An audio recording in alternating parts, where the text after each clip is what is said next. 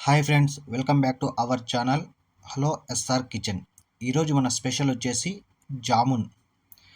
ఏ brand పిండితోనైనా సాఫ్ట్గా ఎలా చేసుకోవాలో మనం ఈ వీడియోలో చూసేద్దాం.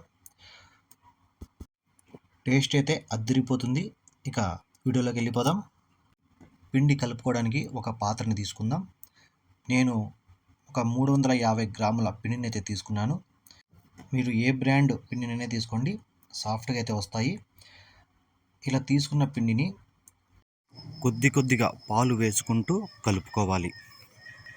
మళ్ళీ ఎక్కువ ఒకేసారి వేయకండి, కొద్దిగా వేసుకుంటూ కలుపుకోవాలి. మనం ఈ పిండిని కొద్దిగా సోడా వేసుకోవాలి.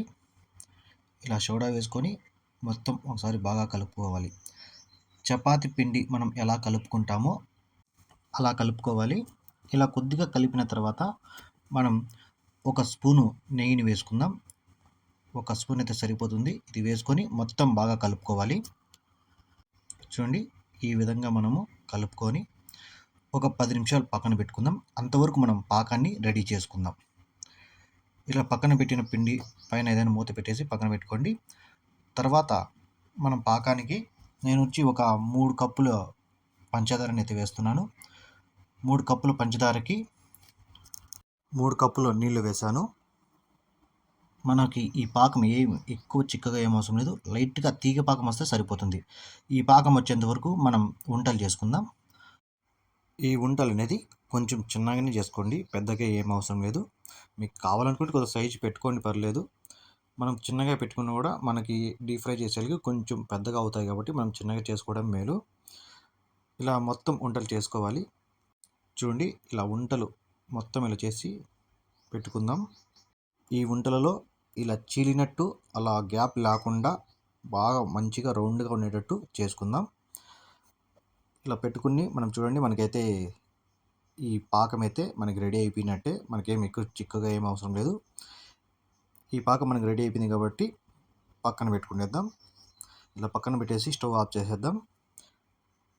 తర్వాత ఆయిల్ వచ్చి మనకి డీప్ ఫ్రైకి సరిపోయేంత ఆయిల్ వేసుకొని, ఈ ఆయిల్ వేడిన తర్వాత ఒక్కొక్కటి తీసుకొని మనం వేసుకోవాలి. మొత్తం ఒకేసారి వేయకండి, ఒకటోటి తీసుకొని వేసుకుందాం.